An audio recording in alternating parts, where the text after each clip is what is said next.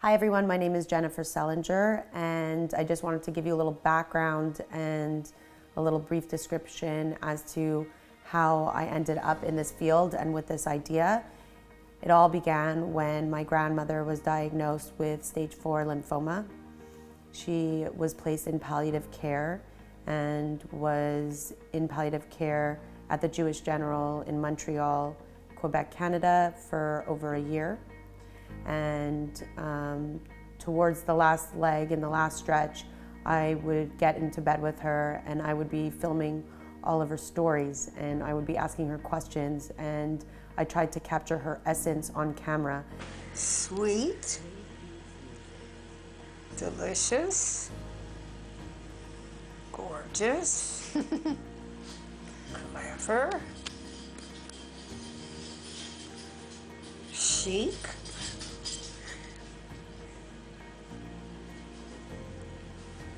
everything enrolled in one, and more.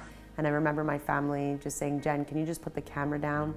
Can you just live in the moment? Why do you keep filming everything? And this is before I went into visual journalism. And I just said, I just want to capture grandma. I just want to have my grandmother live forever. I just want to be able to remember my grandmother. And they said, well, she's always going to be with you, Jen. She'll always be in your heart. And it was from that moment that I realized that's not enough. I'm a visual person, and I was always a visual learner and a storyteller. I truly believe that we are all natural-born storytellers, and stories is how we communicate, how we connect with others. And I just wanted to find a way to be able to share my grandmother's story. But unfortunately, it was too late, and I mean, I still have some footage, but not enough. It was never enough, and I don't know if it ever will be enough. But losing my grandmother led me into the world of visual journalism and visual storytelling, and I have a dream and a vision where I want to help others who have family members or who have lost loved ones and want their loved ones to be remembered through the means of storytelling visually. And whether they have already passed or they are on that journey, I mean, to be real, we're all on that journey. It's a touchy subject, but we are all going to die. And when it comes to sharing your story and sharing my story, I would love to be able to choose the things that will be played at my funeral. I would love to choose the stories and choose the visual content that will be shared to my children and my children's children and their children afterwards. I feel like a constant fear, and the one thing that keeps coming up for me is the fear of not being remembered and of being forgotten. And yes, I know that the lives that I touch and the people that I connect with, I want to inspire and make a difference, and hopefully I will live on through them.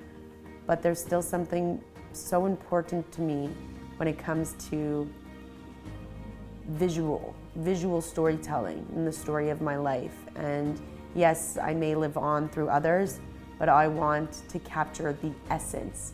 I want to capture the storyboard of my life so that I can share one day the movie of my life. And it doesn't necessarily mean I have to wait to be dead to do that.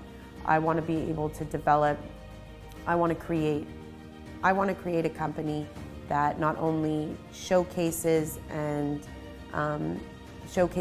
different life stories and missions and different legacies, and I want to also showcase how-to.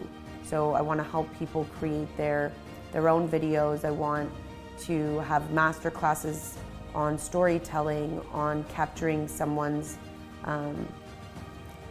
dream, capturing their message that they want to share with the world. Everyone has a gift, everyone has a message, and I truly believe that through storytelling and through sharing these messages, that will allow people to feel like they are living a life with more purpose. And with purpose comes happiness and more ease when it comes to the concept of death and dying.